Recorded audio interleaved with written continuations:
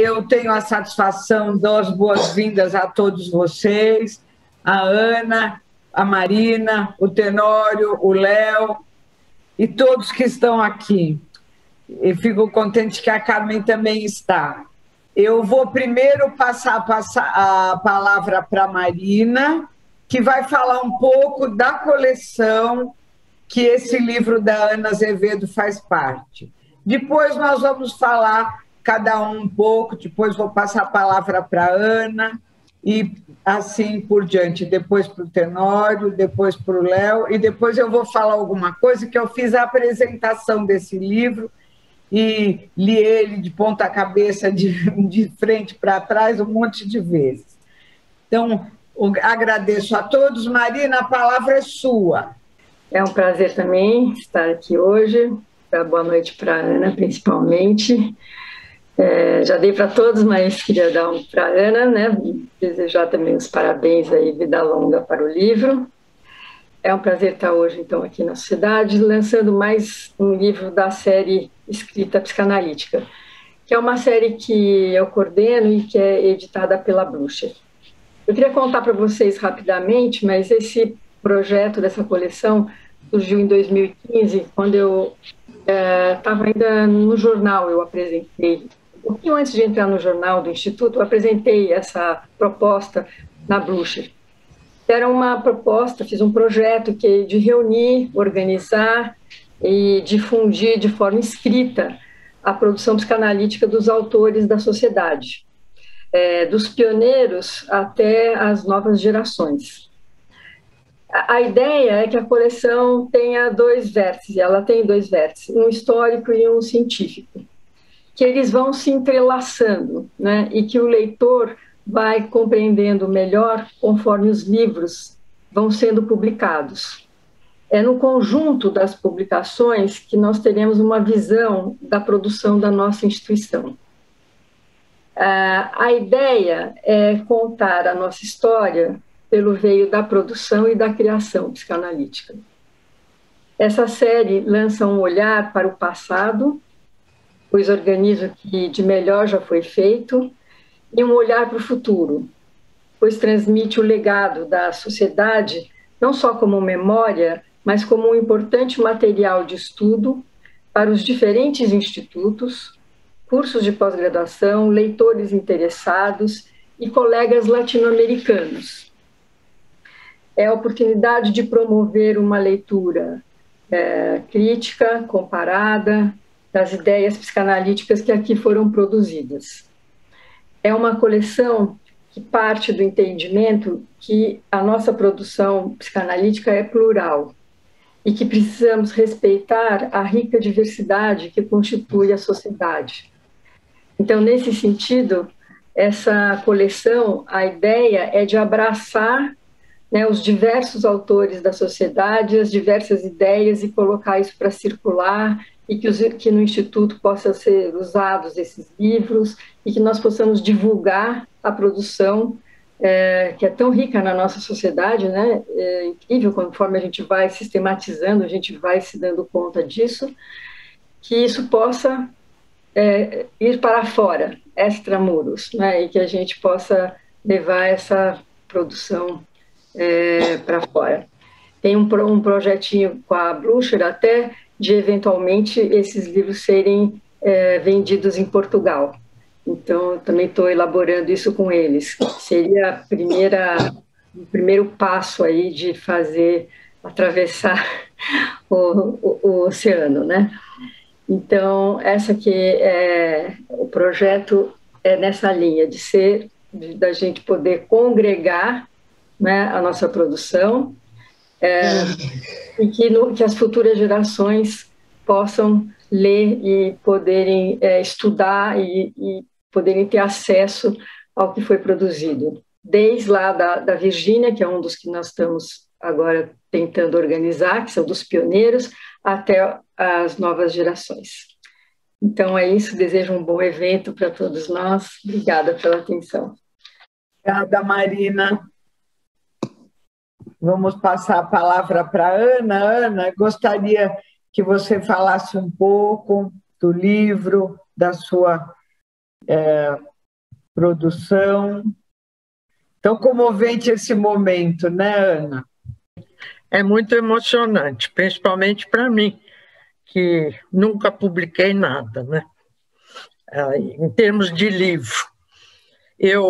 Bom, como não podia deixar de ser, eu quero agradecer primeiro a todos, a Marina, que me ajudou muito, colaborou para eu poder entrar nessa coleção excelente, uma excelente ideia, uma coleção de psicanalistas de São Paulo. Então, eu tenho tudo a agradecer a Marina. Tenho a agradecer a Ana, que foi muito carinhosa em montar essa reunião e fazer dessa minha publicação um evento científico, coisa que eu sei que nem sempre acontece. E agradecer ao Tenório, ao Léo, pelo convite para estarem aqui e emitirem alguns dos brilhantes comentários que sempre vocês conseguem fazer. Esse livro é uma coletânea de trabalhos meus que aconteceram nos últimos 40 anos. Quer dizer, muito tempo.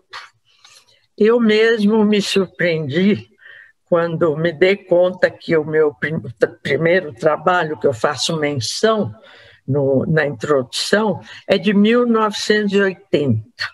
Eu mesmo me surpreendi com isso. Porque, na verdade, foi uma vida, não é? Então, passou uma vida.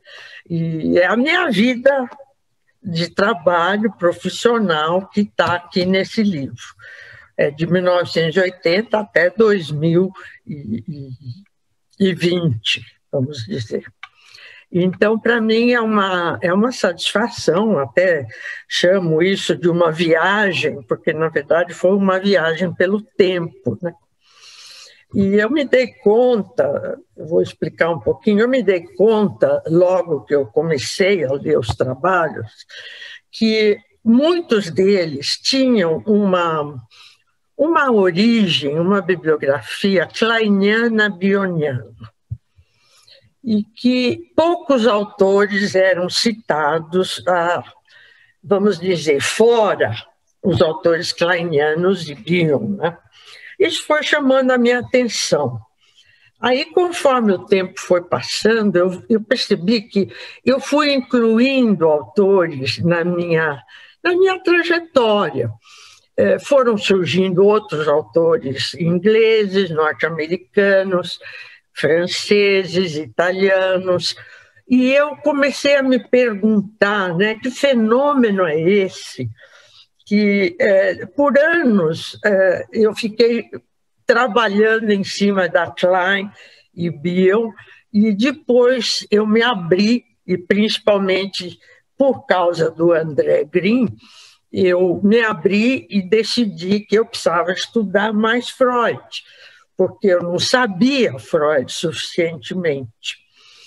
E, bom, eu não sei, vocês provavelmente não conhecem, mas a Sociedade de Psicanálise nos anos 80, ela enfatizava mesmo o estudo de Klein e Bion, e praticamente Freud era dado todo em um ano. Então, realmente ficava difícil conhecer mais Freud.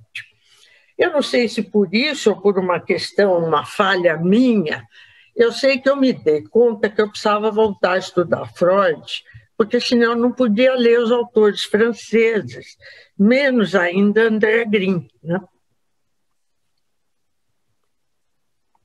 E eu fiz isso com muito prazer, e me encontrei frente a algo que é assim, aquilo que já estava lá, de repente tomou forma, porque o que eu pude ler no Freud já estava no meu conhecimento clínico, na minha experiência clínica, mas de repente tomou uma outra forma, adquiriu uma outra condição. E esse foi um dos motivos que me levou a escrever a partir de um certo momento, eu incluí muitos autores na minha leitura, no meu estudo, porque eu penso que a nossa experiência é uma experiência multifacetada, né? Ela tem muitas faces. Até quem falava isso, o Tenório, quem falava isso era o Ferrão, que dizia que uma experiência era multifacetada, a gente não podia ver ela a partir de um ângulo apenas. E eu acho que isso foi uma coisa muito boa que me aconteceu. Eu estudei muito André Green, atualmente continuo estudando tanto o Green quanto o Roland, que eu gosto muito, e meus trabalhos adquirirem, eu acho, uma outra condição, não é? De falarem de algo assim a partir de uma experiência mais geral da psicanálise no mundo, não apenas a psicanálise em São Paulo. Bom, esse foi a história do livro, que começou a partir da leitura do texto Considerações em torno de uma experiência, que era um texto de 1980, e quando eu achei esse texto em papel, porque, obviamente, nada disso estava digitado, era tudo em papel.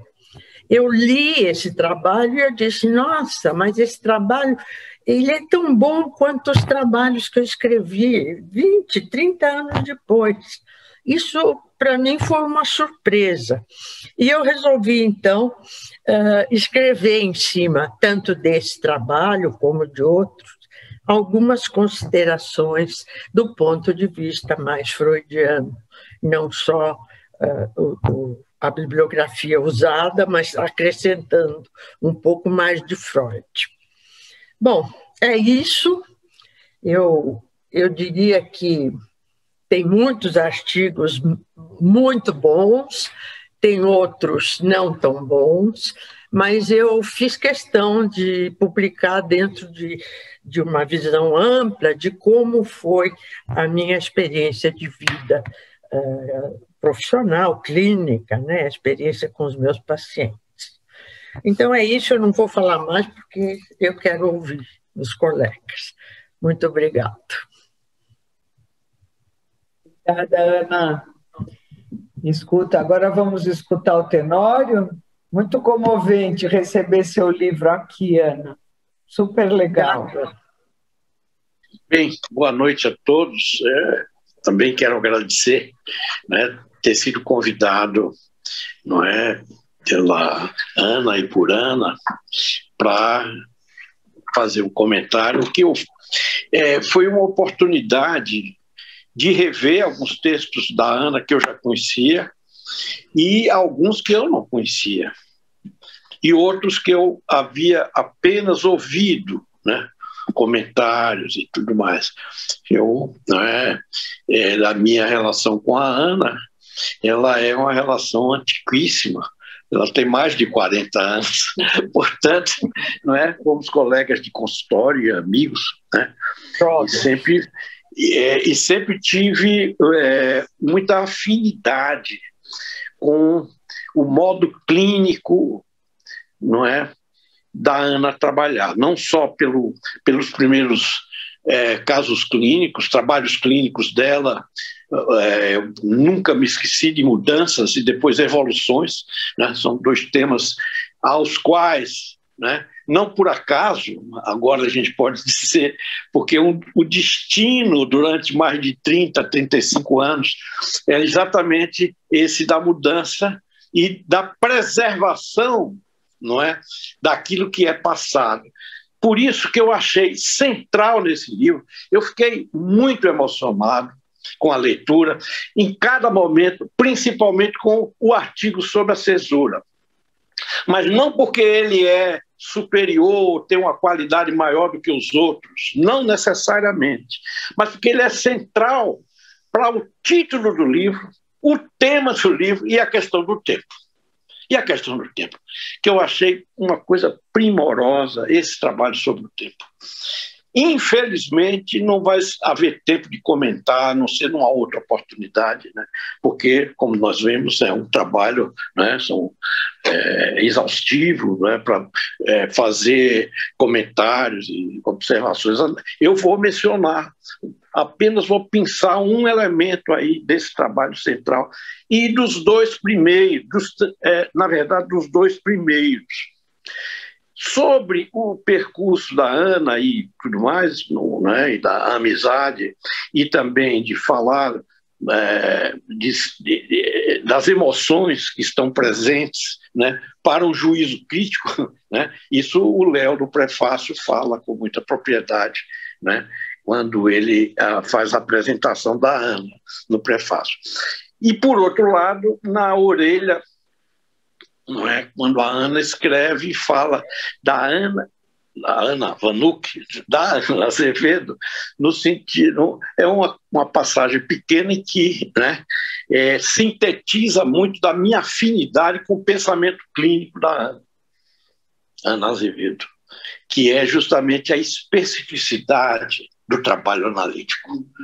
Eu acho que a Ana Vanuc destaca isso. Isso tem sido, durante muitos anos, o meu trabalho mais oral do que publicado nos seminários de Freud, né, principalmente já há mais de 20 anos.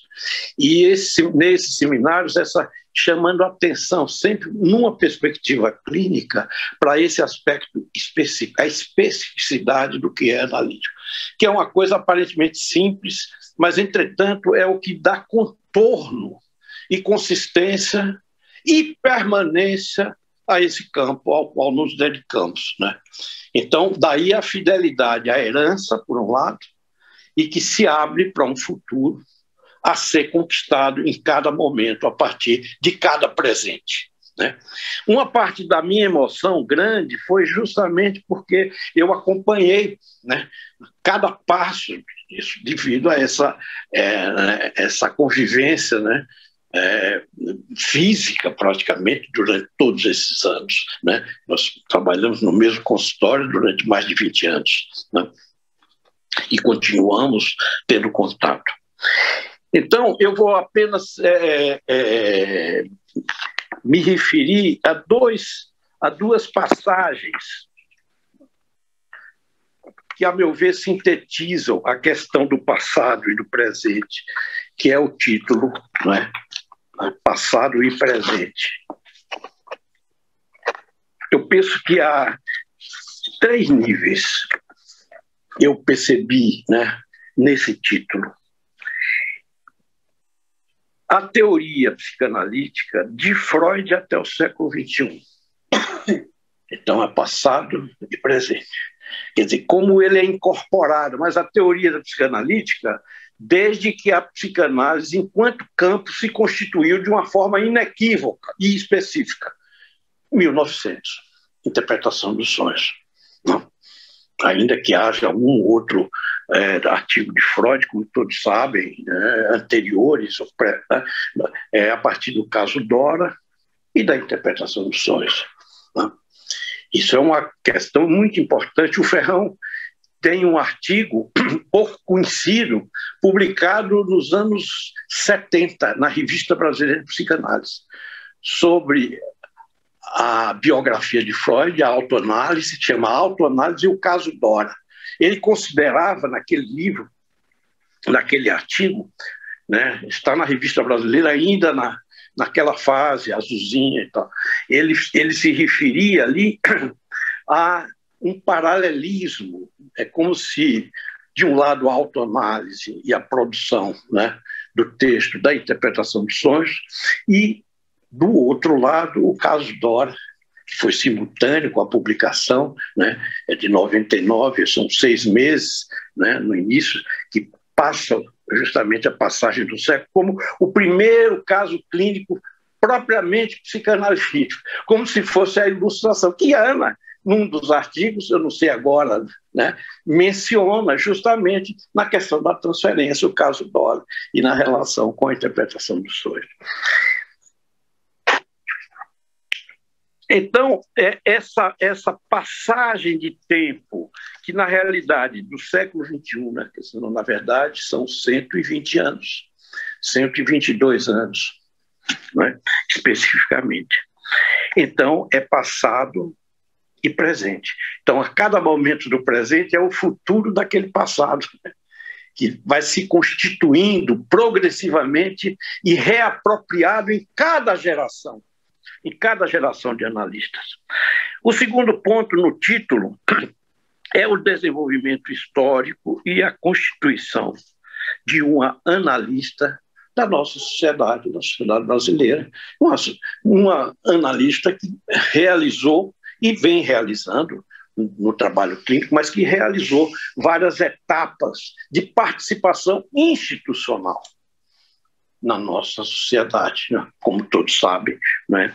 Em diferentes instâncias, seja na Associação Internacional, na IPA, seja na nossa sociedade. Então, o trabalho é um espelho biográfico, no sentido de biografia intelectual, no que diz respeito aos desenvolvimentos das ideias clínicas nesse âmbito propriamente psicanalítico. Então, esse é o segundo ponto. É como Ana se apresenta para nós, né? Mas não é uma mera apresentação. A apresentação é o conjunto dos seus trabalhos, os principais deles publicados, felizmente para todos nós. E, por último, isso é como se Ana encarnasse o percurso de uma geração de analistas. Isso é uma das razões da minha emoção, porque é exatamente a mesma geração de analistas. Eu fui colega de turma da Ana, colega de turma no Instituto, né? Fizemos os mesmos cursos, iniciamos, né, o estudo de Freud com Félix Giménez, não é? Ele abria o livro em espanhol, que não existia em português, e ele lia comigo. E eu, que era um estudioso de Freud antes de entrar no Instituto, eu tinha um grupo de estudos com Deodato, Amazonas Alves Lima, Cícero brasiliano, Paulo Duarte, né, e Sônia Zambuja, né? Nós tínhamos um grupo que estudávamos os textos de Freud fora do Instituto. Eu também não era, e alguns desses colegas já eram, mas careciam disso, que Ana justamente chamou a atenção, em que os estudos, o tempo dedicado a Freud, o estudo de Freud, não é, era muito pequeno. E, de fato, era, né? Até esse currículo, sei, foram anos, né? Se vocês conhecem a história. Então, esse percurso de uma geração. Mas esse percurso de uma geração, ela não é feitos dessa geração, não são feitos, não há nada de heróico, há apenas, de uma forma bem pontuada, um percurso que vai de Freud, Melanie Klein, Bill e diferentes autores, que também não poderiam ser estudados naquele momento, porque não existiam enquanto tais. Não é? E nós, com os problemas, nós estudávamos em espanhol, em inglês, alguns, e não se pode dizer que na França, nos anos 70, estava começando o que veio a ser a psicanálise hoje praticada na França, inclusive André Grin. Não é porque é o ensino do Lacan. Não há um passado psicanalítico francês como há, não é, em outros centros, nos Estados Unidos, de língua inglesa, Nova York, São Francisco, Chicago, não é? E a Escola Britânica e, não é, o Instituto de Berlim e a Hungria. Então você tem esses autores, eram os autores acessíveis da primeira e segunda e terceira geração de analistas. Na França, ninguém poderia estudar Marie Bonaparte. Não é nenhum desdém, mas ela não é propriamente uma autora que, né, que pudesse ter trazido algumas coisas que fossem fundamentais. Isso se tornou presente já a partir, né, como todos sabem, a partir do ensino de Lacan, no final dos anos 50 e início dos anos 60. Ensino oral que só foi publicado, mesmo em francês, a partir dos anos 70, não é? A maioria deles, né? E até hoje se publica os seminários, é o ensino oral. Então, havia também problemas em relação a isso. O que nós tínhamos muito, e os colegas da nossa geração vão se lembrar, era na língua espanhola, Buenos Aires. Muito kleinianos, analistas Buenos Aires e uruguaios, não é? Eles todos, inclusive o Rodrigues, né, muito importante naquele período, né, a Arminda Belasturi, vários que vocês conhecem, né? Nós estudávamos, tínhamos acesso, porque não existia outro acesso. Isso foi constituído, foi se desenvolvendo. E também devo dizer que o primeiro autor francês que foi convidado foi André Green. Lançou aqui, né, na época, o Discurso Vivo, Le Discours Vivant. Ele foi, eu não me lembro o ano, não sei se vocês lembram, se o Léo ou Ana se recorda do ano que o André Green veio, fez uma conferência no Harmonia, a sede não cabia, entendeu? Eu acho que é final dos anos 70, 79, salvo engano, 80. O Léo sabe, eu não sei, o Léo estava entrando nessa época no Instituto, eu acho. Me lembro bem, Tenório. Veio nos anos 80, eu acho, não é, Léo? É anos 80. Uma palestra, que eu me lembro bem, de que lotou o anfiteatro do Colégio Rio Branco. E sabe uma coisa, né? Foi no Rio Branco. Ele ficou muito bravo, né, Ana? Porque nós não recebemos ele com as honrarias devidas. É, exatamente. Então, no Rio Branco também foi uma conferência. Levamos ele jantar. Nós levamos ele para comer no Fazano, para tentar aquietar a fúria que ele teve de não ter a devida. Foi muito peculiar esse dia. Então, mas ele foi o primeiro autor francês com obra escrita, né, e que esteve entre nós naquele período. Eu falo isso não é como um contraponto, porque na questão do tempo há também a escassez das informações. Há o muito recente, a sociedade está completando 70 anos, apenas, não é? As pessoas da minha geração são mais velhas do que a sociedade. Eu, inclusive, né? Mais de 70 anos. Aqui alguns têm mais de 70 anos, tá certo? Então é muito recente. Eu não sabia. Quando eu entrei no Instituto, eu achava que já era uma instituição vetusta, como se diz, não é? Já lá posta. Não é, não é? Era precaríssimo, né? E, no entanto, né? Nossa turma eram 9 ou 10, não é isso? Terminaram acho que 8 dos 10. Mas então, deixando essa parte e indo para concluir, eu só vou me referir a um artigo, o artigo que é a investigação e os processos, e o terceiro, que é o corpo, fantasia e representação. Me referi que esses 2 artigos, e de certo modo o segundo também, não é? Que é o modelo da colonização, são artigos que já contêm um elemento núcleo, que é desenvolvido progressivamente. Então dá a impressão que havia uma articulação. E isso foi uma surpresa para mim, porque eu não imaginava essa articulação nos trabalhos da Ana que eu li. Minha mente não conseguiu. Acho que o tempo, né, permitiu, e talvez uma certa maneira minha de ler, né, perceber essas articulações. Eles estão bem articulados. Numa outra oportunidade, eu assinalei muitas coisas, eu falaria, e a minha afinidade é muito grande, apesar também de divergências, mas há uma sintonia, né, que eu acho que é geracional, né, no nosso caso. Mas a questão da representação, eu acho que no livro é o tema mais polêmico, mais complexo, e quem acompanha, não é, a literatura analítica, psicanalítica, mesmo mais recentes, essa é uma questão que Freud colocaria, como ele colocou no Inibição, Sintoma e Angústia, non liquid.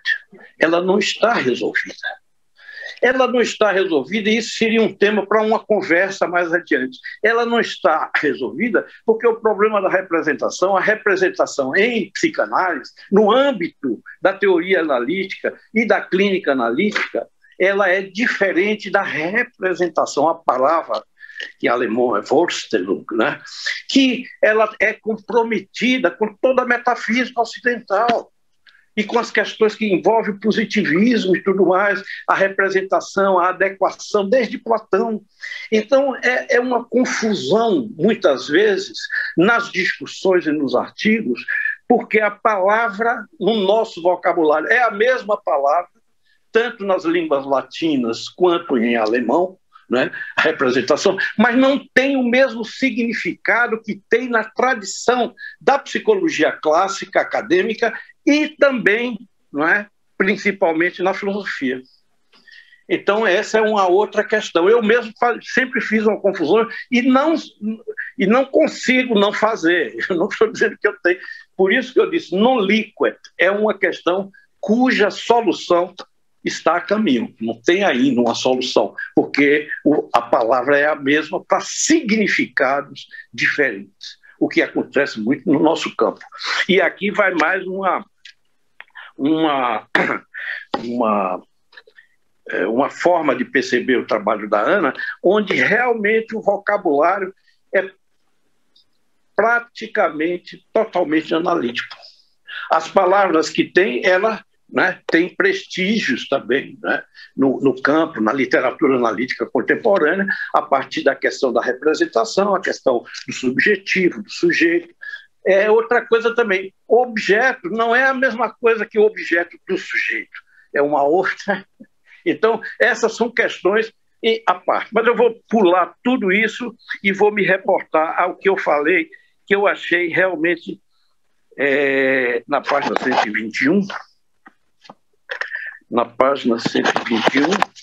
que é o presente, cesura entre passado e o futuro. Esse artigo e o modelo do Janus, não só ele é muito instigante, né, muito estimulante para o leitor analista, mas ele é central para esse livro. Ele é quase, eu diria, embora ele faz parte das primeiras 150 páginas, e o livro tem 400, ele era para ser na página 200, porque ele é central do livro, ele aponta né, numa direção, que é a direção do futuro, algo a ser conquistado ainda, a ser apropriado enquanto se vive, né, e, né, o passado. E esse olhar bifronte de Janus, esse modelo foi realmente um modelo muito feliz. Ele está na página 123, para quem não leu, Janus, da literatura romana, de origem obscura e confusa, Janus, não a literatura romana, foi considerado um deus pacífico, etc. Ovídio, Ana cita a versão de Ovídio, nas Metamorfoses, né? E ela diz, fazendo uso do modelo de Janus, que pode manter seu olhar nas duas direções, para frente e para trás, ou para lados opostos, podemos considerar sua característica de elemento de ligação e ou de ponto fixo, imaginando que este esteja na posição que representa o presente. Sendo o presente seu lugar, desse lugar é possível se dar conta da interrupção na continuidade e da continuidade na ruptura, podendo assim ser apreendido o sentido de um processo em movimento. Essa passagem e a passagem relatada, não é, da Parténope, que eu fui ver lá nos Ressonâncias, e aqui também foi falado, a Marina falou da pluralidade, é preciso mostrar que aquele foi o evento mais plural que jamais houve nessa sociedade, é de 1986, acho que é no final da gestão do Léo, não é isso? não é isso? Aquele organizado pela diretoria científica. Houve muitos organizadores, era o simpósio, né? E a Maria Olímpia, Ressonâncias em Bio. Então, ali você tem todo o arco, não é, de analistas de várias gerações, né? De diferentes gerações e de diferentes linhas. Tem o Fábio Herman, tem o Isaías Melso, tem o Luiz Mer, tem o internacionais, tem estrangeiros, tem o Léo, tem a Ana. Né? É realmente, né, um momento de pluralidade muito grande. Foi um trabalho, né, naquele período muito importante. Quer dizer que essa tradição de pluralidade, né, ela se estabeleceu de uma forma a partir, talvez, do início dos anos 90, mais provavelmente. Né? Então, essa referência, não é, da Parteno, vale a pena também, né, chamar a atenção para vocês. Olhando-se para trás, está publicado justamente no Ressonâncias. Olhando-se para trás, a experiência reveste-se de uma cor emocional específica, que pode ser diametralmente oposta à cor emocional que teríamos olhando-se para frente a partir do mesmo ponto. Essa minha formulação, que se caracteriza em termos de tempo e direção, características não universais das cesuras, é simplesmente uma tentativa de descrever alguns eventos que ocorrem no complexo momento que uma cesura tem lugar. Mas o que é interessante, a partir dessa centralidade do termo cesura, é a expansão que a Ana faz. A Ana vai em direções que ela puxa um fio, ela puxa mais de um fio desse conglomerado de fios, que é um conceito como cesura, desenvolvido a partir de Freud, né, como todos sabem, em inibição, sintoma e angústia, e justamente formulado por Bill no famoso artigo dele sobre a cesura. Bem, eu terminaria aqui, porque já falei bastante e vamos ouvir mais as pessoas, mas eu quis dar um pouco a amostra também do meu entusiasmo com o seu texto, e já recomendei no seminário de ontem, que eu tenho com os colegas, já recomendei para acompanhar a parte epistemológica, principalmente. Muito obrigado pela atenção e desculpe ter me prolongado maior os outros palestrantes ou participantes. Tenório. Obrigada, Tenório. Vamos escutar o Léo agora, Léo. Boa noite a todos. É com muita alegria que eu participo dessa ocasião tão importante para a Ana. Eu também sei o que é lançar um livro, a gente não sendo literatos, a gente não tendo essa veia principal, a gente tem uma veia clínica muito importante, um trabalho prático, e nenhum de nós... Léo, fala um pouquinho mais alto, por favor. Nenhum de nós se dedicou à literatura. Então, vamos dizer, parir um livro gestado tão dificilmente é uma ocasião muito festiva. Eu vim aqui mais para o lançamento do livro, então, por um lado, eu fico contente que não tem fila, então não tem que ficar na fila, e, por outro, é uma pena, porque eu vou sair sem o livro autografado, que a Ana vai ficar me devendo. Eu tive, assim, muita honra e muita alegria de escrever o prefácio. Foi muito satisfatório. Apenas um parênteses, vamos dizer, eu vou falar mais disso mais tarde, mas eu queria cumprimentar a Marina, porque uma coisa que é muito central no livro da Ana é a pluralidade autoral, a possibilidade de uma visão muito ampliada, sem uma apologia, sem uma submissão a uma autoridade. Aliás, se tem coisa que a Ana não faz, é submissão à autoridade. Isso. E, veja, também não temos idade para isso mais, né? É uma coisa que passou do tempo. Então, veja, o livro da Ana, eu também sou amigo da Ana, que tem até como eu comecei a amizade, é quase um parâmetro, pegando o que o Tenório falou. A gente estava no congresso em Montreal, acho que em 79 ou 78, ou 87, 88, alguma coisa assim, e tinha uma pessoa apresentando um diagrama, um PowerPoint, e como era a mente. E a gente caiu na risada daquela tentativa positivista de captura e de esquematização de uma coisa tão complexa como era o nosso objeto. Então, vamos dizer, a gente estava começando a Arena Internacional, mas aquilo era absolutamente impossível a gente ter alguma identificação com aquilo por toda a nossa história institucional, os pioneiros, todas as coisas da sociedade. Eu tenho o prazer de ter uma grande amizade com a Ana. E é uma amizade muito verdadeira porque ela contém divergências e convergências. Então, isso eu reputo que é uma amizade. Não importa o que, a gente sabe que tem essa amizade. Então, eu achei... Estava bom eu escrever o prefácio.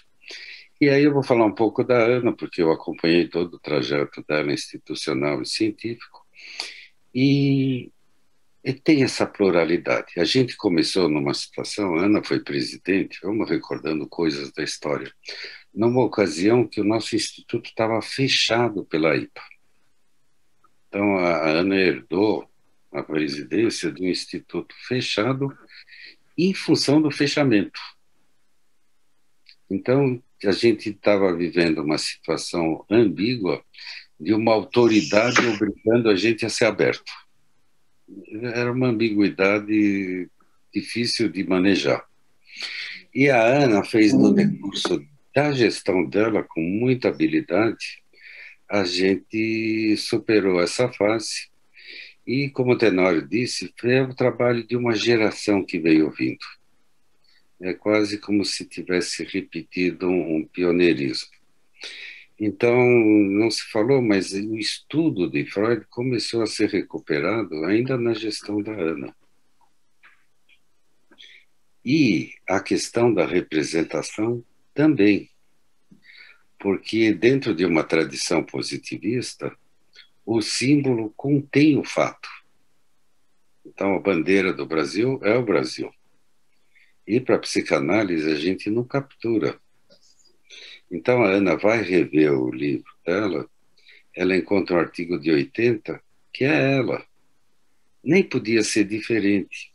Não tem uma temporalidade linear. A gente se constrói e a gente vai buscar as raízes. E as raízes, elas são atuais.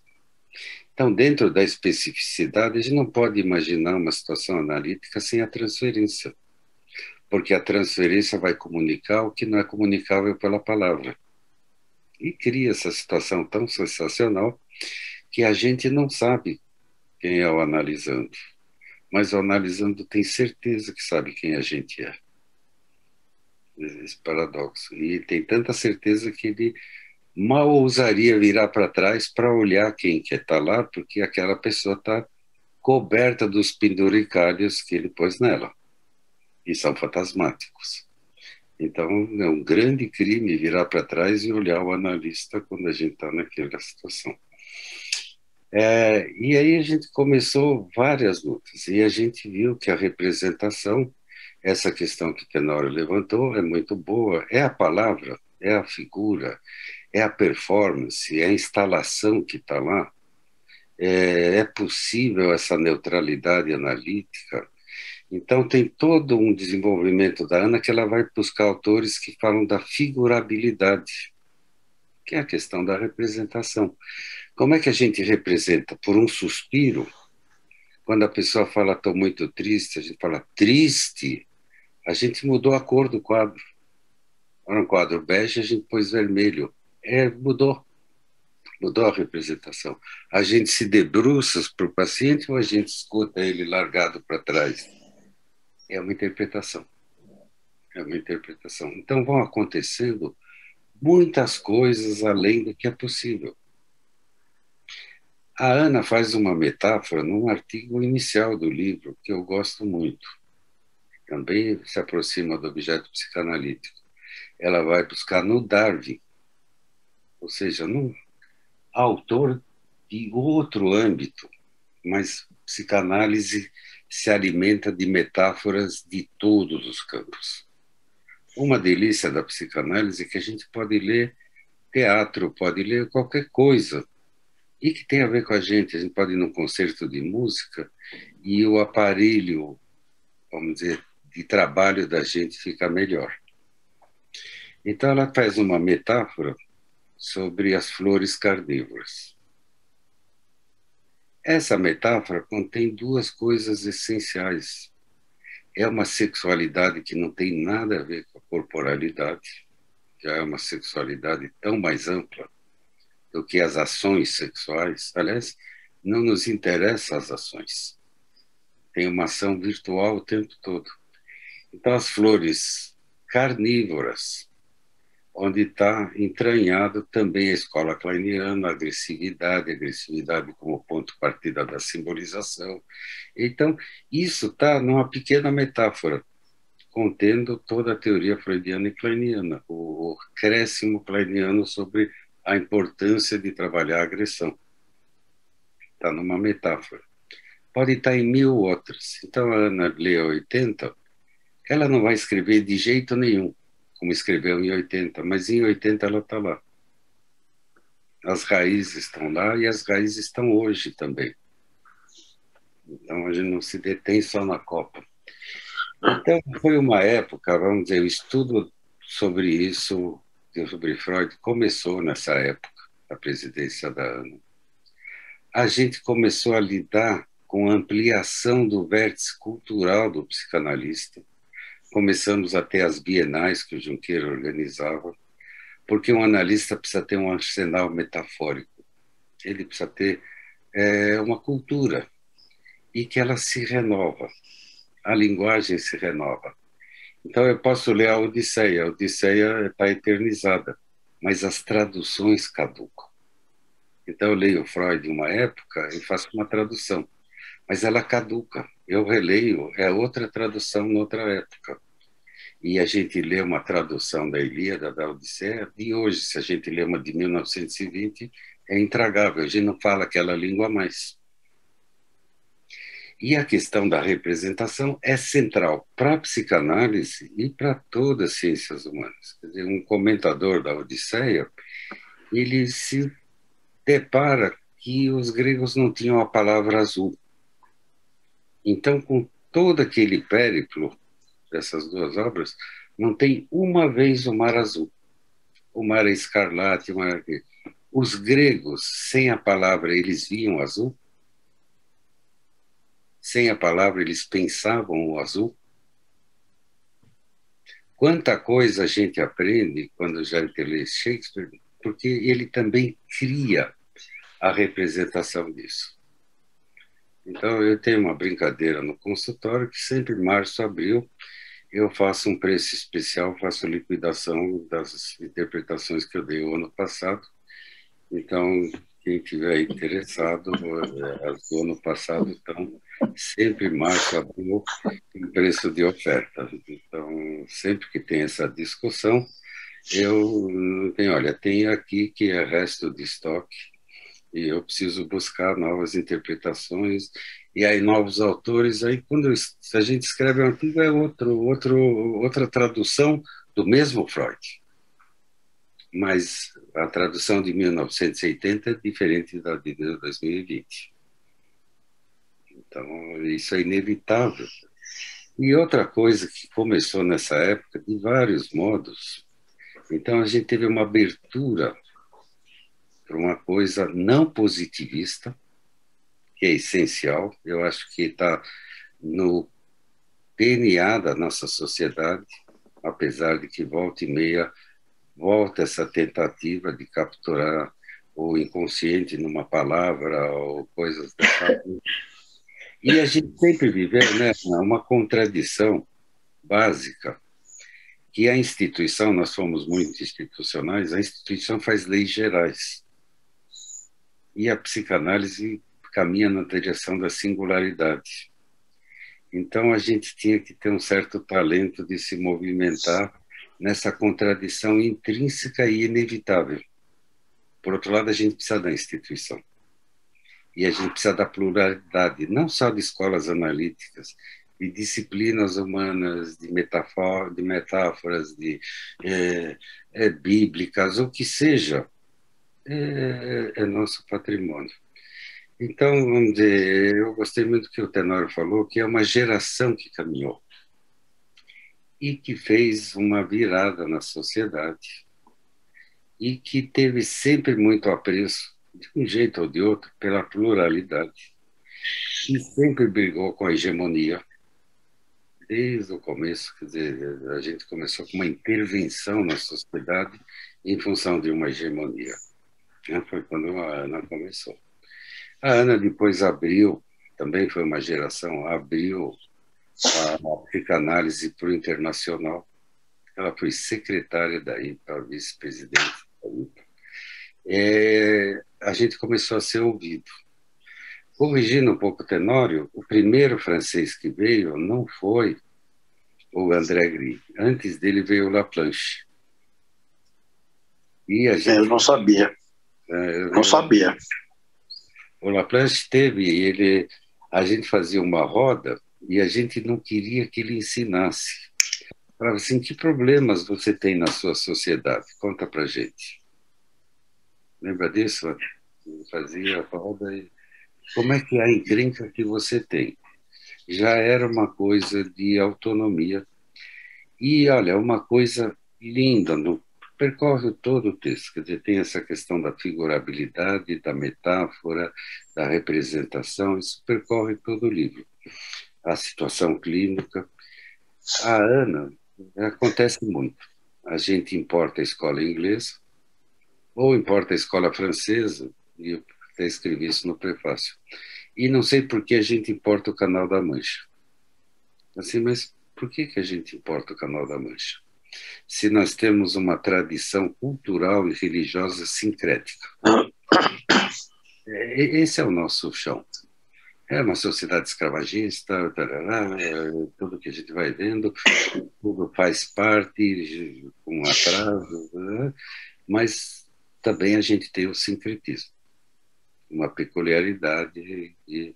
Então, esse movimento de misturar as escolas, e que elas não são contraditórias. Eu sou contraditório comigo mesmo, que eu li semana passada, eu não lembro mais, não está mais aqui, vou ter outra coisa. Então, essa possibilidade de leitura ampla, e gozado, a gente tinha até os mesmos amores. A Ana é apaixonada pelo Jean-Claude, que é um belíssimo amigo. Eu conheci o Jean-Claude nos anos 90, na IPA, e ficamos amigos, apesar de ver pouco. E o Jean-Claude tem uma coisa muito brasileira, que ele foi analista, ou psiquiatra, do Frei Tito, que era um exilado brasileiro torturado que depois se suicidou. Então, ele tinha essa cabeça ampla de percorrer uma multidisciplinaridade que não é para a gente ser antropólogo, nem para ser filósofo, nem para nada, mas para ter um repertório metafórico, um repertório de contos, de imagens, de fábulas, que elas reaparecem. Reaparecem por quê? Porque a gente tem no repertório. Então, é só isso. Quer dizer, eu poderia falar, nossa, quanta coisa da vida em comum que a gente teve, e de família, e de viagens de trabalho, de viagem de folia. Eu estou muito alegre com o seu lançamento, né? E fiquei muito contente de algum jeito participar disso. Muito honrado também. Muito feliz. Obrigado aos dois amigos. Muito obrigado. Ana, você quer falar? Não, eu estou agradecendo, porque são dois amigos, né, como diz o Tenório, de 40 anos, e muito queridos, né, e colegas. Então, eu estou agradecendo aos dois aí. Então, eu vou falar um pouquinho, Ana. Obrigada, Léo, pelas suas palavras. Eu vou falar um pouquinho. Eu estou muito comovida hoje, né? Estava pensando, vocês são da mesma geração. Eu conheci você em 89, né?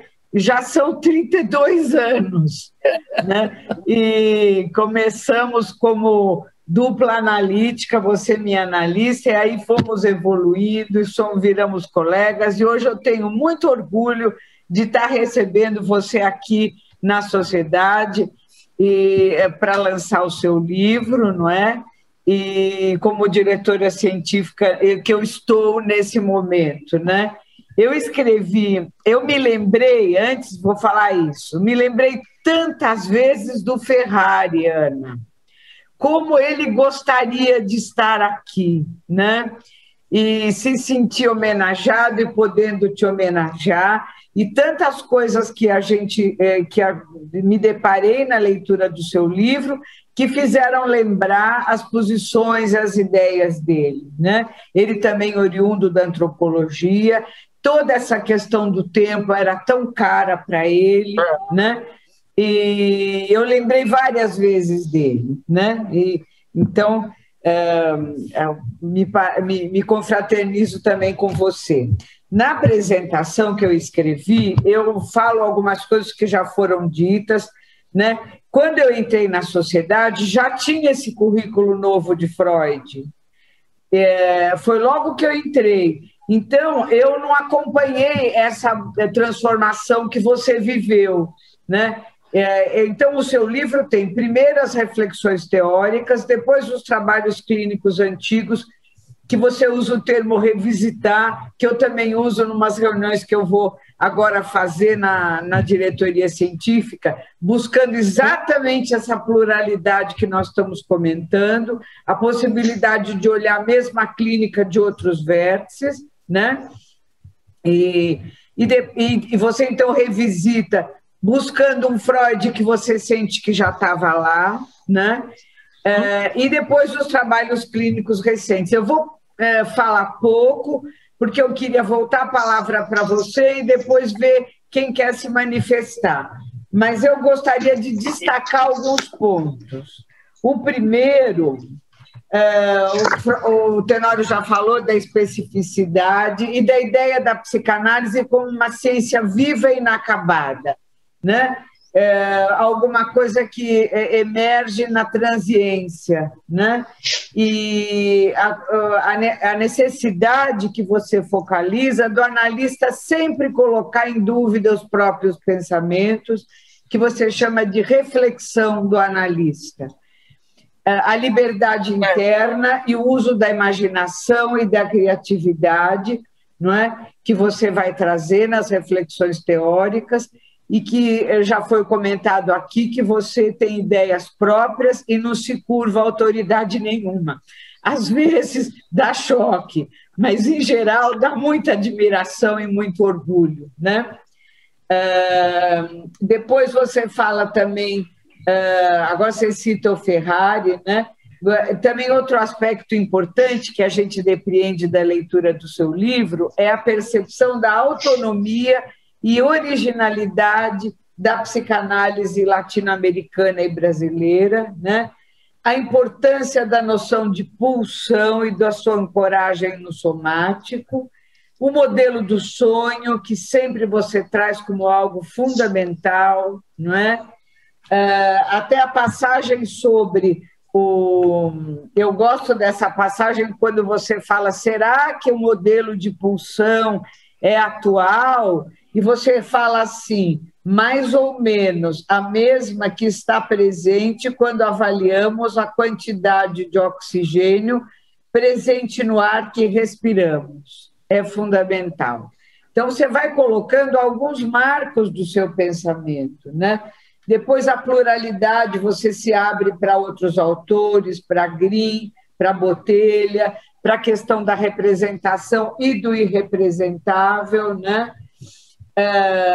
Enfim, toda essa primeira parte tem uma pluralidade de teorias que buscam articulação com a clínica.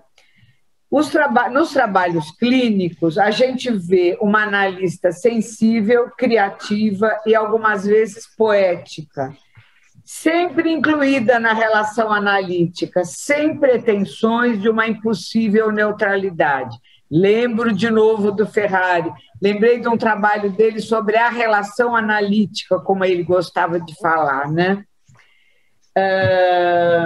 Depois, você continua falando do retorno a Freud, do Green, do Roland. Outra coisa que eu lembrei dele, você diz assim, que uma interpretação, na verdade, é uma hipótese que precisa ser testada e verificada pelo prosseguimento do trabalho analítico. Eu acho isso tão importante, né? Que lida com a questão, vamos dizer, da humildade do analista, né?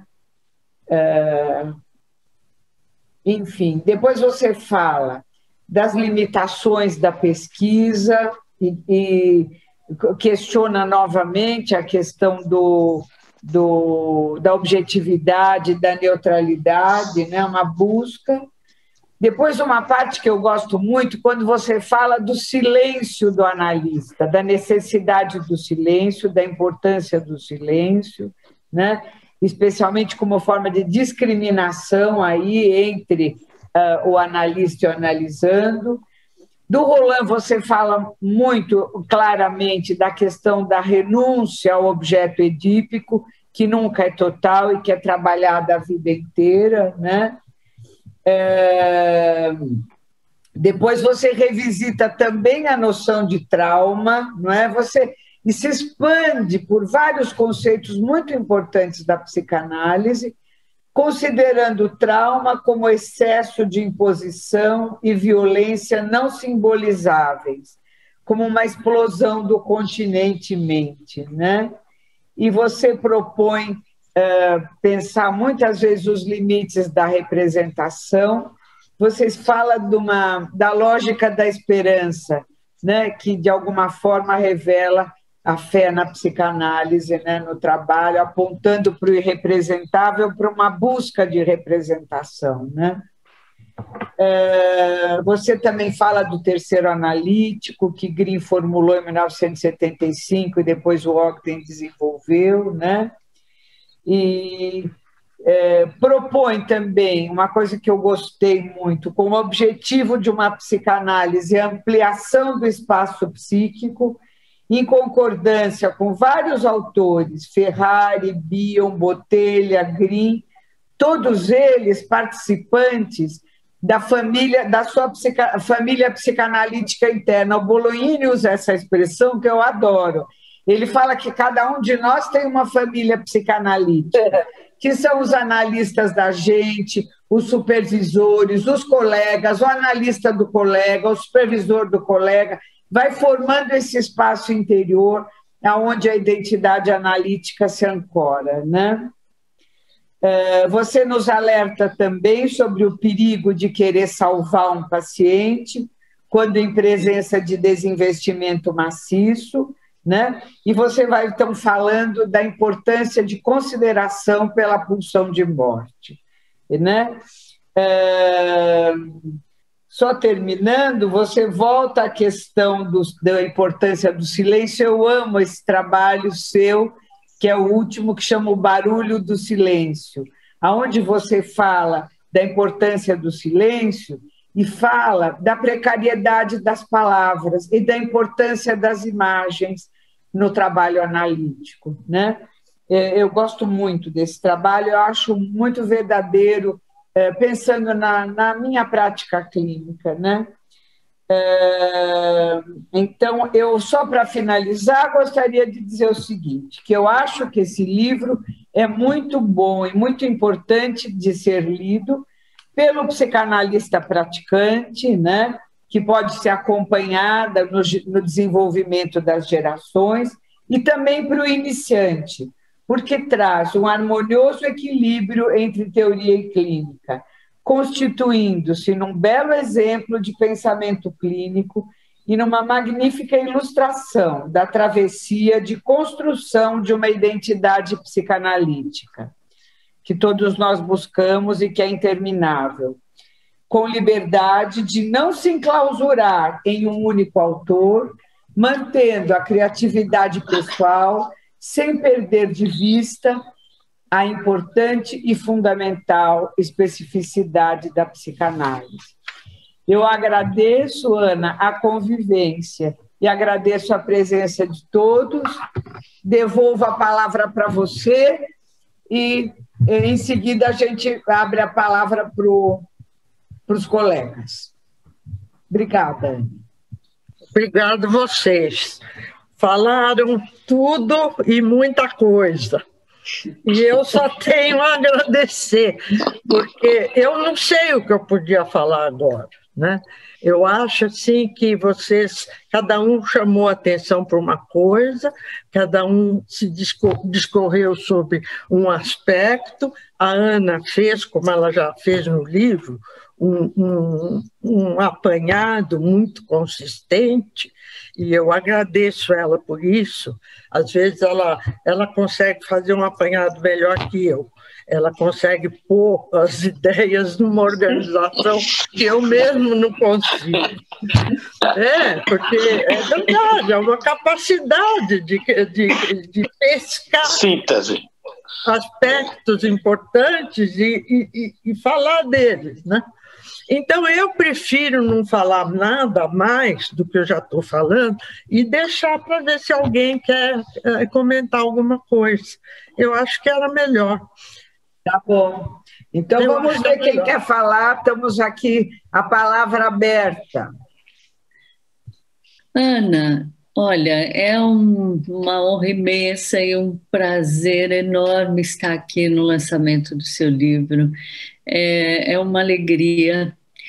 Eu, sei lá, você, agora usando essa expressão que a Ana trouxe, você faz parte da minha família psicanalítica.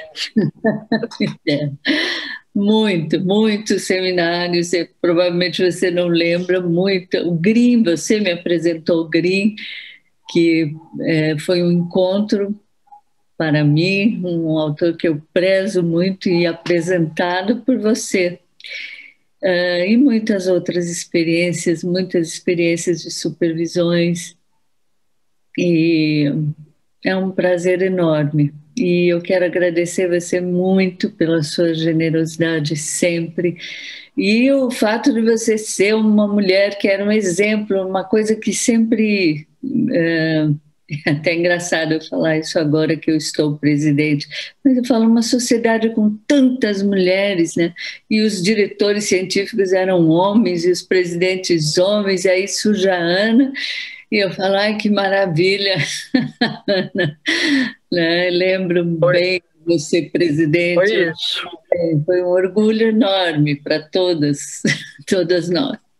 Todas as mulheres, e tudo que você foi conquistando, e pela sua capacidade, pela sua capacidade psicanalítica e de transmissão da psicanálise, que eu espero que atravesse, espero não, vai acontecer agora, como bem disse a Marina, que eu quero cumprimentar mais uma vez por esse trabalho belíssimo que você está fazendo, coletando em livros os pensamentos dos nossos analistas, da nossa sociedade, que de outra forma estariam aí os trabalhos, mas seria muito difícil fazer com que eles fizessem parte do nosso legado, de que os novos membros filiados possam ler, que possa ser transmitido tudo isso que nós recebemos, né, para as futuras gerações. Todas essas influências. Bom, é isso. Parabéns para você, parabéns ao Tenório, ao Leopoldo. Gostei, não há nada mais a dizer. Eu só sinto muito que eu não li o livro. Estou louca para ler, adquirir o livro, né, para reler alguns trabalhos seus e conhecer outros. Muito obrigada, Ana. Obrigado, Carmen. Obrigada, Carmen. Quem mais quer falar? Eu quero, Evelise. Evelise. A palavra é sua, Eveli. Pode? Ana, um prazer te ver. Muitas saudades de você e de vários que estão aí, né? Eu não li o livro, né? Eu estou aqui pela amizade e admiração por você, ou seja, pelas coisas que que caminham fora do livro, né? Fora da posição científica, né? Essa já é aprovada, né? Mas o que eu queria dizer, engraçado, esta reunião foi me remetendo, esta coisa da história, você mesma, porque você é um pouco a história também dessa sociedade, como o Léo aí apontou. E quando o Léo falou, né, que na verdade a gente chegava na sociedade e chegava no Olimpo, né, mas essa sociedade era atrasada, pequena, rudimentar, né? Hoje eu me dei um pouco conta aqui, não sei se é uma posição um pouco vaidosa, mas que me dá muita satisfação, né, de pensar que nós construímos, nesses 40 anos, essa sociedade que nós temos hoje, né? E mais ainda, nós fizemos isso com paixão, com amizade, com divertimento, com festa, né? Eu acho que eu te conheci mesmo num congresso, que eu já não me lembro qual, mas que eu conheci você e a... Nossa, que horror! A Marisa? A Marisa? Não, a Marisa também. A Marisa eu conheci ela dentro de uma piscina de água quente. Isso, é verdade. E eu fiquei apaixonada por ela, fiquei encantada com ela, né? A Marisa Mélega. A Marisa Mélega. E nesse congresso estava você, estava o Tenório, estava a Lucila, e eu acho que eu também não conhecia a Lucila. E foi uma coisa muito agradável. Talvez o que eu tenha mais gostado do congresso foi ter ficado com vocês, né?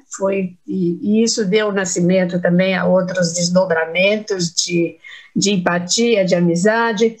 Então, e aí o Léo lembrou, né, a coisa das coisas os perrengues que a gente passou nessa sociedade, né?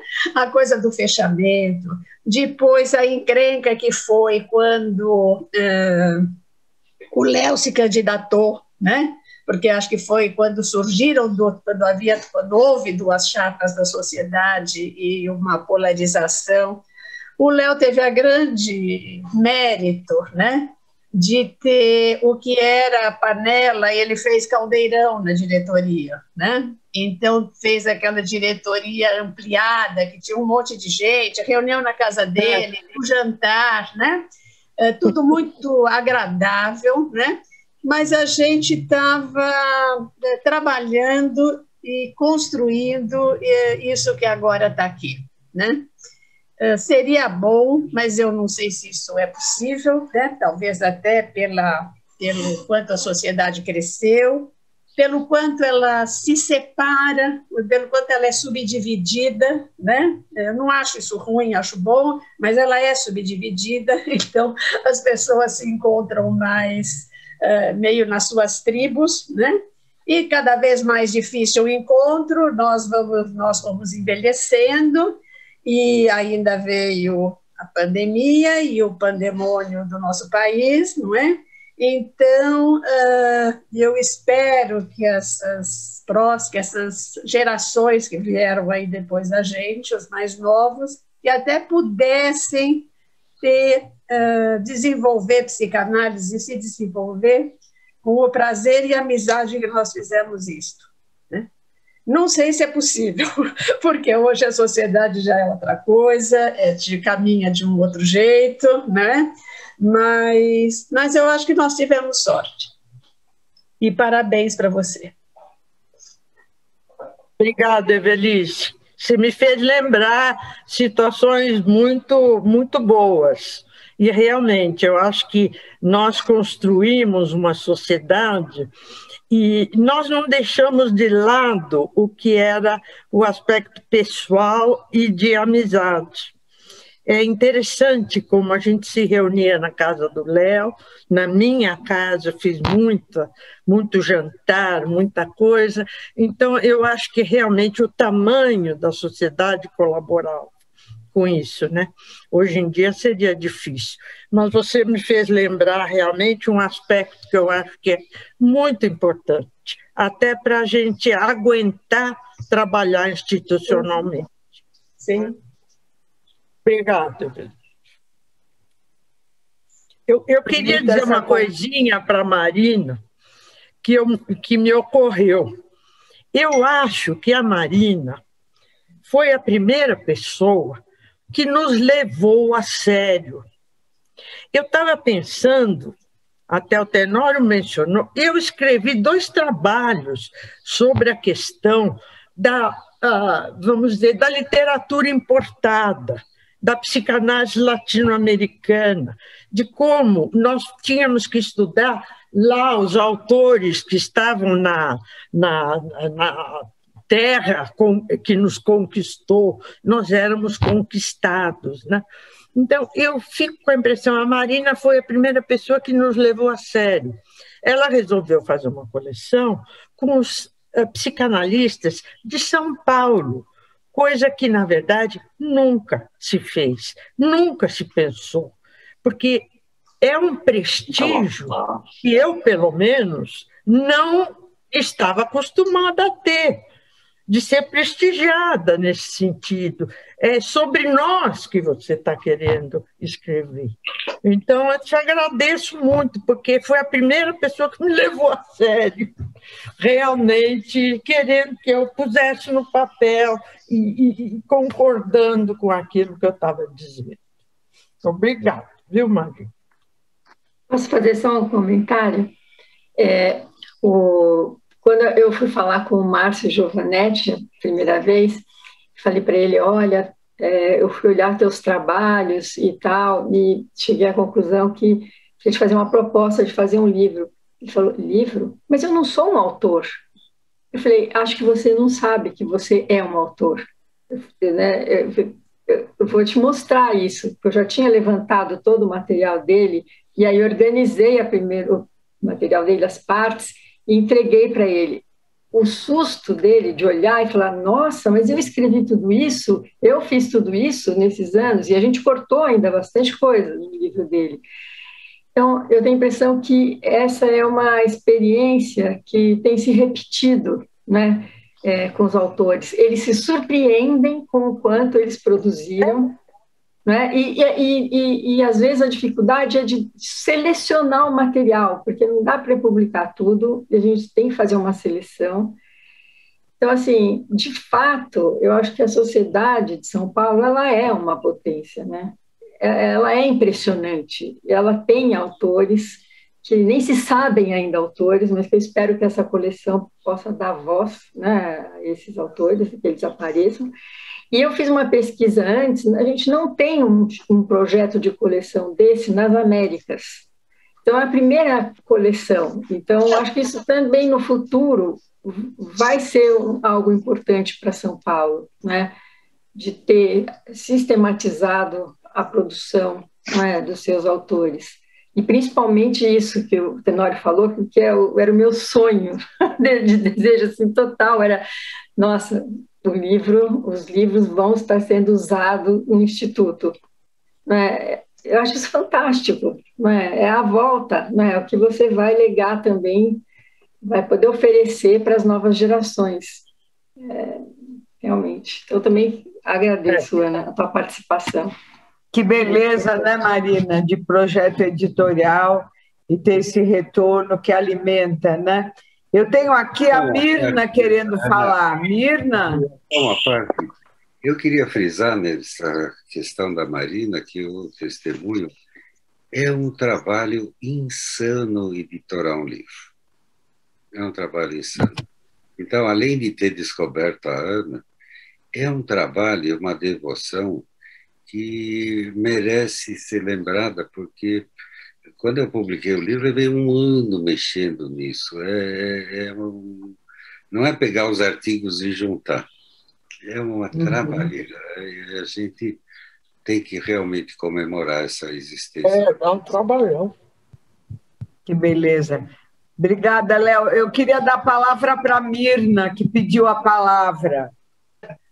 Ana, que bom poder te encontrar novamente, faz tempo que a gente não se vê. Um grande abraço, um parabéns pelo livro, ainda vou comprá-lo também, ainda não comprei, mas provavelmente vou ler para aproveitar todo esse tempo aqui de pandemia. Estou lendo tudo quanto é livro que está na minha frente, porque não há muito o que fazer. Então, vou ler com cuidado e quero lembrar um pouquinho do nosso tempo, porque eu fui a diretora da gestão da Maria da Sociedade, o Léo lembrou do tempo da IPA, quando veio, né? Nós tivemos a intervenção lá dentro da IPA e tivemos muitas reuniões, para poder responder ao Sandler, né?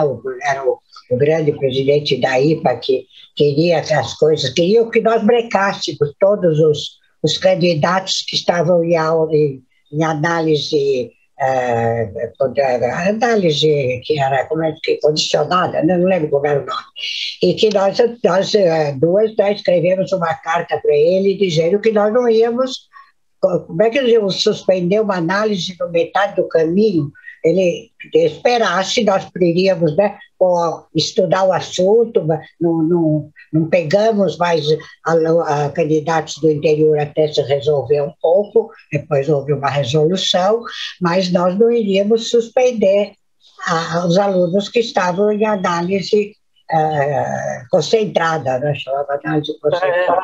Foi e era carta que vinha e carta que não vinha, porque eles que faz parte da nossa história, de luta, de autonomia, de você poder né, enfrentar situações muito autoritárias, às vezes, completamente sem sentido, e aonde nós pudemos fazer frente com uma certa consistência da mesma geração. Eu sou da geração um pouco antes da Ana Maria, dentro da sociedade, não sei o que se é a mesma, ela falou do GRIM também, e eu lembro que quando eu estava como presidente da Associação de Candidatos, nós trouxemos o GRIM.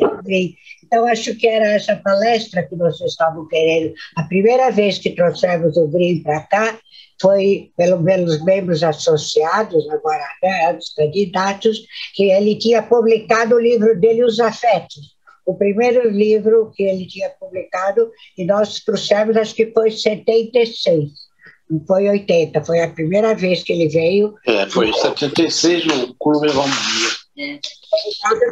Dos afetos. E eu lembro que ele, naquele momento, não sabia bem que nós éramos dos mesmos filiados, queríamos candidatos, ele procurava os didatas. Ele perguntava para nós, onde estão os didatos? Eu falei, nós não somos os didatos, nós somos os candidatos. E parece que era uma coisa já também muito nova lá para eles, lá na França, meia dúzia de candidatos convidando ele era membro efetivo naquele tempo, não tinha toda essa história dele que veio depois, mas ele que estava querendo o didato. O único didato que tinha ido na reunião naquele tempo foi o Ferrão, mas aí acabou a reunião, o Ferrão foi embora, acho que foi em Normandia mesmo a reunião, e o Ferrão foi embora, aí fomos nós passear com o Green para levar ele ver um pouco de música brasileira, foi aquela turma lá dos anos 70, esqueci agora, me falha agora um pouco, que fazia aquela música brasileira muito, muito gostosa, muito, muito bonita. Então, é mais para dar um abraço para a Ana Maria, para lembrar esses tempos antigos, né? Eu sou, acho que, mais velha que todas vocês aqui, então eu já vivi ainda todo esse tempo anterior, de 72, quando eu entrei no Instituto, desde 70 fazendo análise, e tentando falar, né, com todas as grandes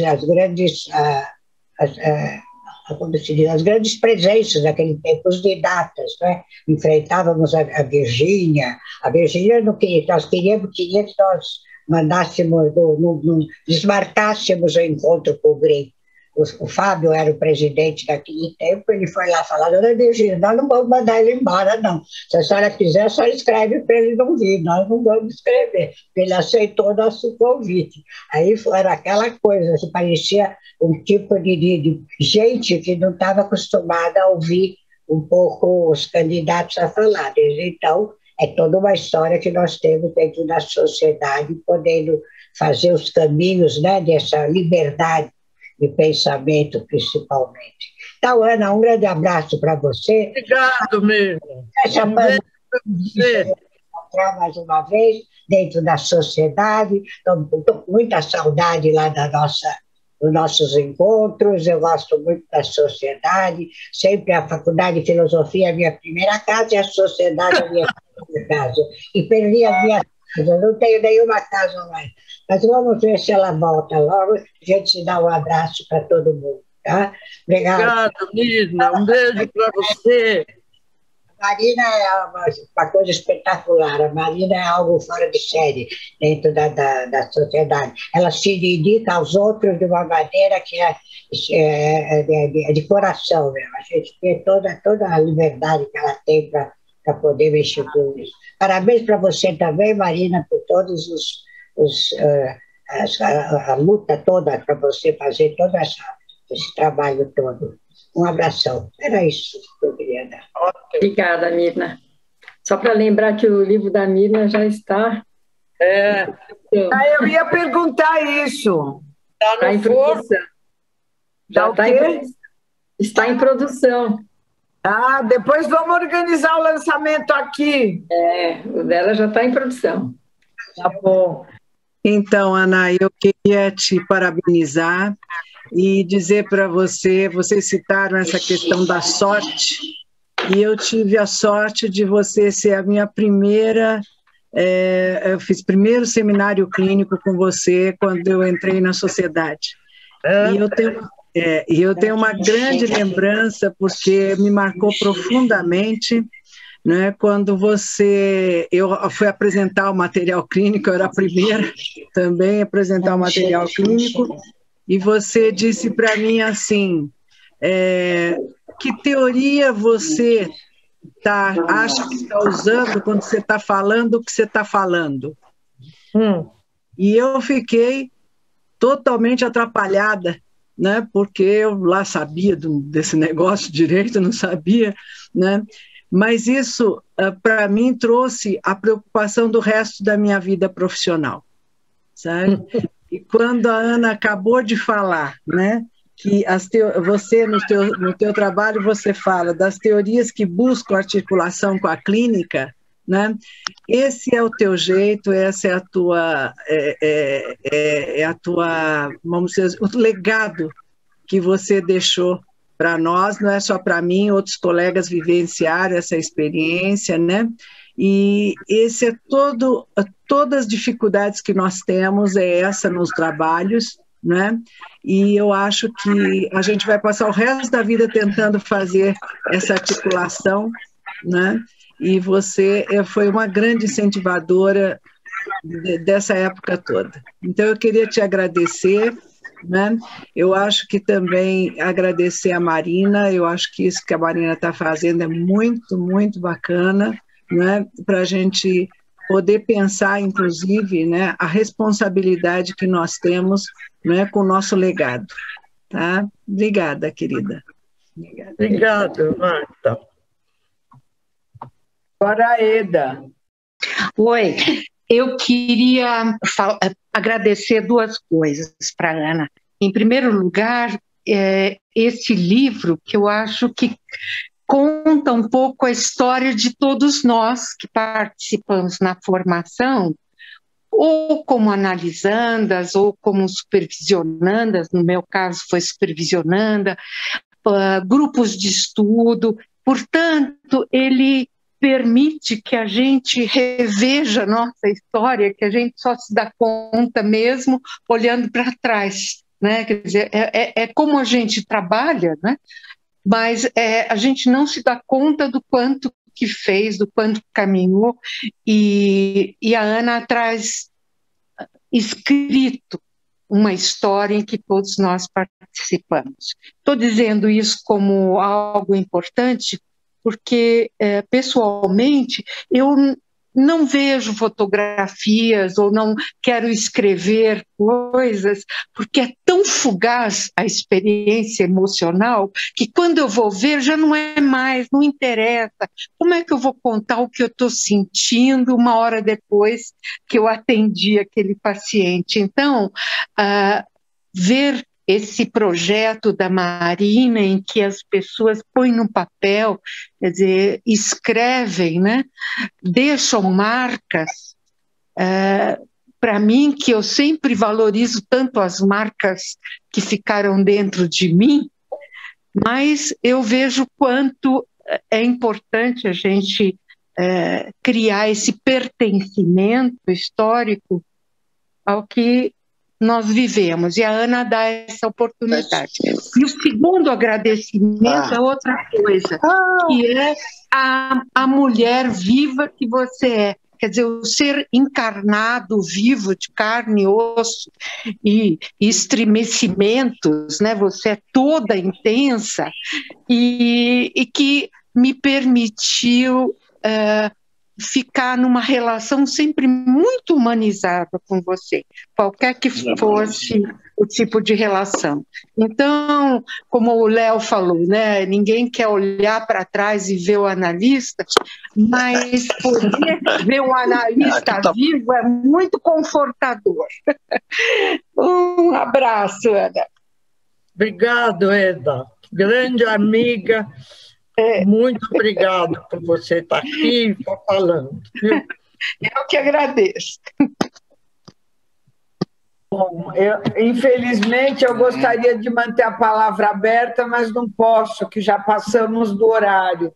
Eu quero devolver a palavra para a Marina, que tem algumas observações aí sobre a compra do livro, não é, Marina?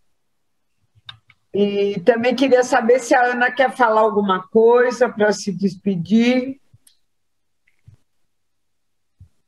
Marina, você quer falar, Marina? Então, não, só vou falar uma coisa bem pragmática, né? Porque, no geral, é o pessoal da Blucher que fala, como eles não estão aqui, que é sobre o livro, né? A compra do livro, que vocês podem entrar no site da Blucher, que está tendo um desconto, então é bom que vocês possam usar esse desconto agora. É bem fácil de fazer a compra e já está lá disponível. Eu vou depois mandar, ver se na sociedade a gente pode mandar esse a Aline está mandando. Eu acho que a Aline está mandando aqui. Eu pedi para ela fazer isso. Eu tinha pedido para ela fazer exatamente. É isso aqui. Então, se vocês acessarem vocês conseguem um desconto e utilizar esse cupom Ana Maria 30, que é exatamente de quem estava no lançamento. Então, é bem fácil de comprar e o livro realmente está muito bonito, realmente vale muito a pena. Obrigada, Marina. Ana? Então, agora a gente tem que se despedir, tudo tem começo, meio e fim, chegou no fim. Então, eu estou contente que eu acho que as pessoas, pelo menos as pessoas que estão aqui, ou estiveram aqui, elas puderam captar alguma coisa que era muito importante para mim, que ficasse claro, que é essa articulação da teoria com a clínica. E que eu, na verdade, acho que é uma divisão artificial. Eu não acho que realmente a gente pode pôr a teoria de um lado e a clínica do outro, porque se a teoria ou se os conceitos psicanalíticos eles estão realmente dentro de nós, tão assimilados, eu acho que a gente fala clinicamente o que a gente pensa psicanaliticamente. Não é possível separar a teoria de da prática clínica, porque é na clínica que a teoria se mostra. E é vamos dizer, é a possibilidade de você ter aquilo tudo como uma bagagem pessoal, como alguma coisa que o André Green chama de um pensamento clínico, não é? O nome que ele dá, que é uma específica forma, ele chama uma específica forma de racionalidade, onde justamente a teoria ela faz parte. E eu acho que fiquei contente porque eu acho que esse aspecto foi enfatizado, foi percebido por todos e era, em parte, uma coisa que eu sempre achei muito importante. Tanto que a Marta falou assim, você me perguntou que teoria estava por detrás daquela minha formulação. E eu andei mesmo uma época meio fanatizada com essa questão de saber da onde eu estou falando, da onde fala-se uma coisa ou outra, né? Então, a Marta deve ter pego esse momento onde, para mim, estava sendo fundamental saber da onde as pessoas estavam falando. Hoje, para mim, está claro que eu estou falando a partir desse leque enorme de autores que fizeram parte da minha vida, né? Fizeram parte da minha cultura psicanalítica, e cada um foi deixando a sua um pedacinho, né? Uma parte que se formou um todo e se formou uma possibilidade de ser analista, né? De ser uma psicanalista. Então, eu agradeço a todos, estou aqui para quem quiser conversar mais, não falei de nenhum artigo em particular, mas poderia falar, não veio ao caso aqui porque é uma coisa muito longa, e estou muito satisfeita com o resultado dessa reunião, um resultado histórico, é um resultado de uma rememoração e, ao mesmo tempo, de um alcance para frente, né? De uma luz que vai nos conduzir, continuar a conduzir até novas perspectivas, novos mares. Muito obrigado para a Ana, para todos, Tenório, Léo, Marina e todos aqueles que falaram, e para a Bruxa também. Boa noite, muito obrigada. Obrigada, Ana. Eu agradeço novamente a todos, a você, Ana, pela parceria tão longa e tão criativa, a Marina, ao Tenório, ao Léo e a todos os presentes que ajudaram a tornar essa reunião tão expressiva. E eu queria pedir para o Diógenes, tem muitos depoimentos escritos, Ana. Eu queria pedir para o Diógenes mandar para você poder ler, que depois do dia seguinte é uma delícia a gente ficar lendo o que as pessoas escreveram e lembrando da reunião. Obrigada a todos e uma boa noite. Boa noite a todos que estão aí, que participaram, e que eu estou aqui olhando todo mundo.